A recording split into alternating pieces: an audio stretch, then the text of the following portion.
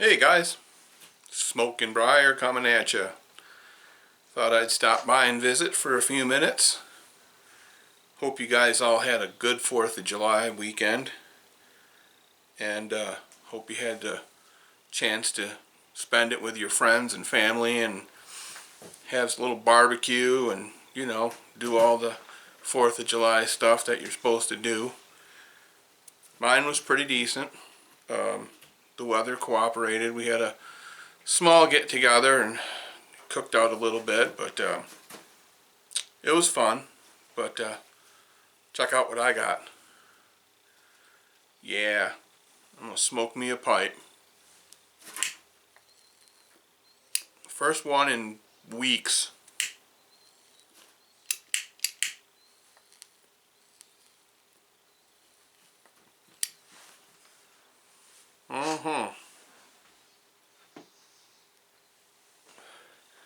This is the first pipe I smoked in probably, I would say, at least 3 weeks to a month.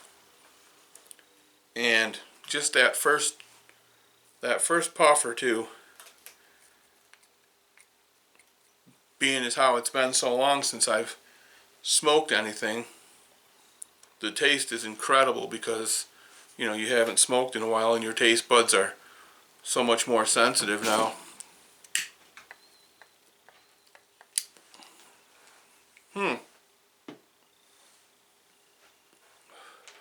Smoking some Lane 1Q in this little Alpasia curvy pipe. And I'll tell you why I'm smoking Lane 1Q and the purpose of this video. I met with my heart doctor and my family doctor, and I wanted to ask him what it is, because I really never knew. I've always been heard, don't smoke, it's bad for your lungs. And obviously we know that, but I never really understood the relationship between smoking and heart disease, heart problems. So I took a few minutes and I quizzed both of these doctors, and I said, can you explain to me why or what happens, what smoking does to the heart, that you're both telling me, don't smoke, bad for you. So what I found out, and both of these doctors told me the exact same thing, so it's got to be pretty true, and I did some investigating on the internet, and I actually checked with the American Heart Association, and I found out that what it is it's all the nicotine. That's what it is. It's strictly nicotine.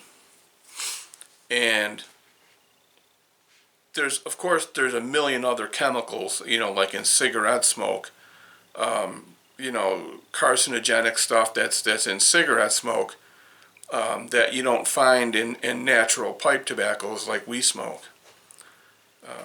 But the whole thing with the heart is the nicotine.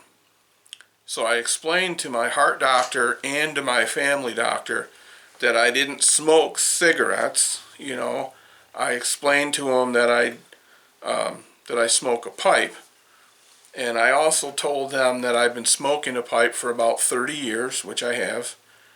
And a couple of years ago, I made a video on a channel I used to have. They sent me to. I had some bad bronchitis. Some of you guys might remember it. But they sent me to the hospital to get a chest X-ray, a pretty in-depth chest X-ray, because I had a really bad case of bronchitis. And they checked everything out in my lungs, and everything was crystal clear. So that made me feel pretty good after smoking a pipe for 30 years. And I've been to the dentist several times. And I've heard a few other guys in the pipe community over the years talk about this. When they go to the dentist for a cleaning or a checkup, they always tell their dentist, hey, I'm a pipe smoker.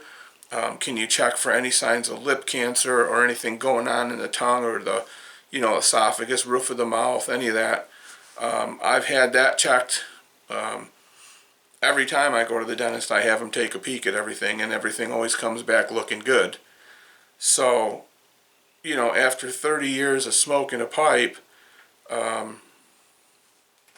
everything with the lungs and everything to do with the mouth and the lips and all that and the throat, everything's good. They mentioned that lip cancer can be real prevalent amongst pipe smokers, but I don't grasp that philosophy either, because this thing that we put in our mouth right here is acrylic, plastic, whatever, vulcanite. It's not tobacco.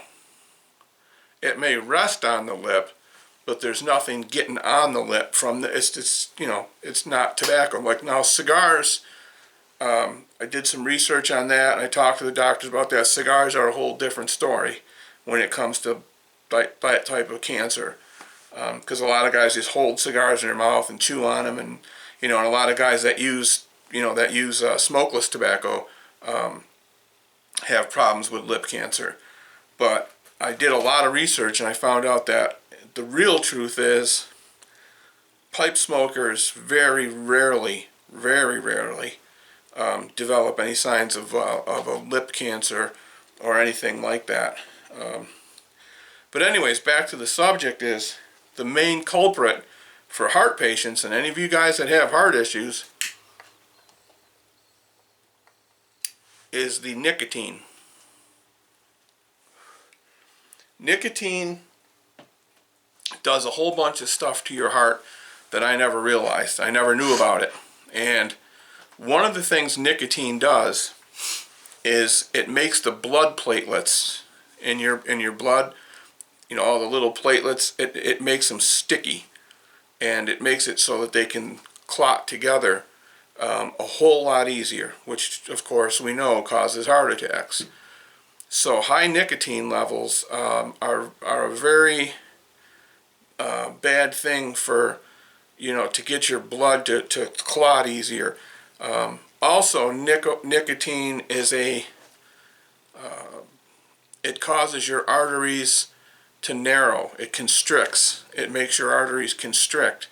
So here we have the sticky blood platelets on top of the narrowing of your arteries, and it also damages the lining of your arteries, which instead of making your arteries smooth, they now get kind of bumpy and ridgy and stuff like, is that a word, ridgy?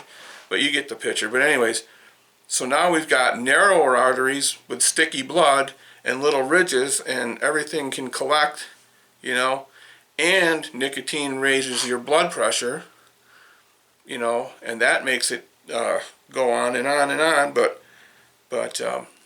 And anyways, that's what it all is. It's all about the nicotine. So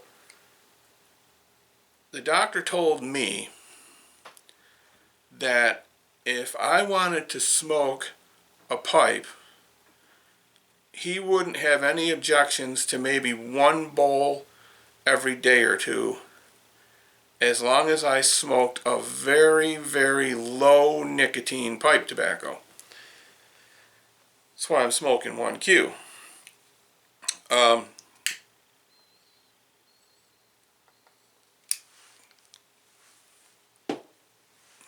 I've got a call in to J.M. Boswell, and I'm expecting a phone call back from him.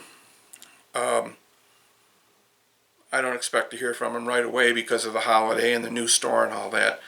But I've got a call into to JM, and I'm going to ask him if I can talk with him for a few minutes and have him give me a rundown of the nicotine content in all these different tobaccos.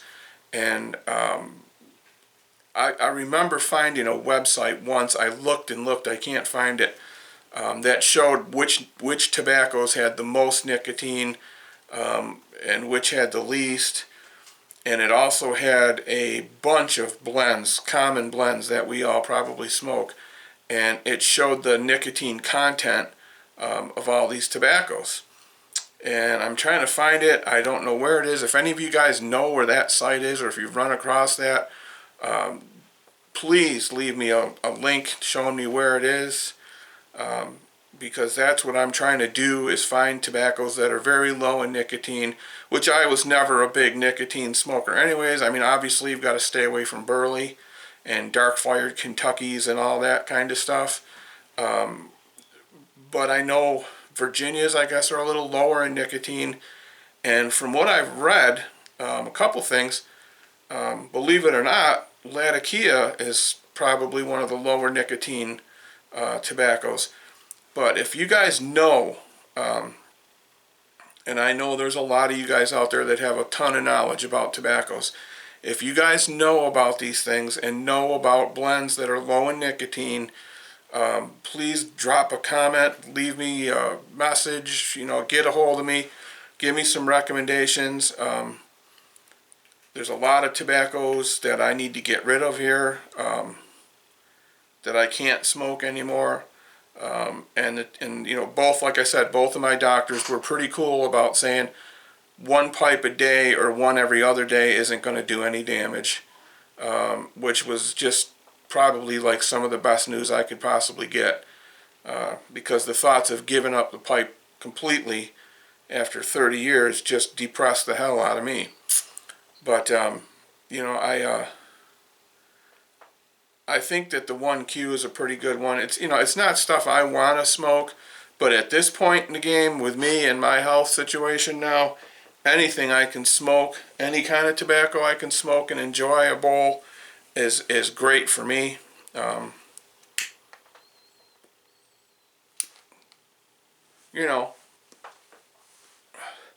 I've also, from time to time, I used to, and I do occasionally, I do a little vaping, and I talked to the doctor about vaping, and he told me, both doctors told me the same thing about vaping. They said that would be better than pipe smoking because you can vape with no nicotine whatsoever.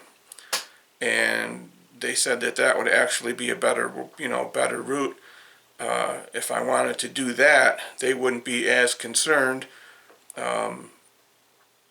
with vaping as they would with tobacco smoke. So, I have messed around with it a little bit. I'm not a big vapor, but I have done it. I've got some vaping stuff. But I think I'm going to start checking that out a little bit more. Not because I want to, but because I pretty much have to. And I'm used to smoking more than one bowl every day or two. So the vaping may be something that can help me fill in the blanks a little bit. But anyways, I just wanted to check in with you guys. I want to thank each and every one of you guys for all the kindness, the prayers, the well wishes, the good karma.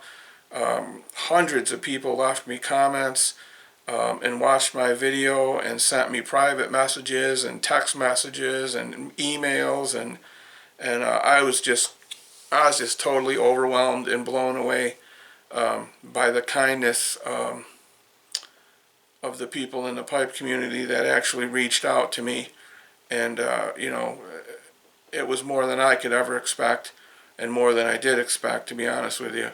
And I was at a pretty low point there for a while, and I just appreciate it.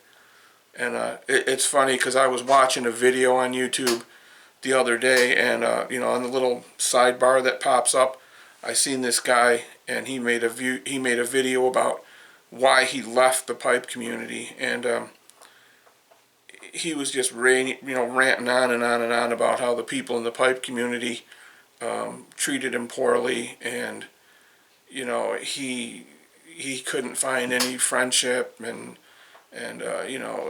he just went on and on and on, and I don't know, it was kind of weird, because I was finding the opposite when he was finding the thing to be different for him. But I guess we all have our own ways, But that's all I got for you guys. Some of you guys out there that may have heart issues, things like that. It's not the end of the world for your pipe smoking, And like I said, I never really knew what the main culprit was. And now I do, so knowledge is power.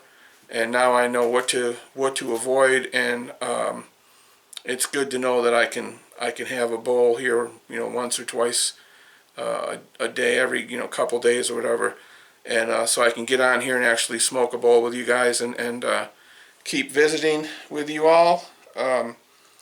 I've been on this new medicine about 3 weeks. It seems to be going well. There's no side effects. I feel a little bit better. Nothing really great yet. The doctor said it's going to take about 3 months, and they're going to keep stepping up the dose over a 3-month period. And by the end of the 3-month period, I should be on a full dose of this medicine, and he said I should notice a big improvement. So hopefully that works out well. But yeah, that's all I got for you guys today. I appreciate you watching. Thank you to all my new subscribers, as always. I appreciate that. And again, for all you guys that checked in and wished me well, I'm just speechless. But all right, take care. I'll talk to you guys the next time. Be well.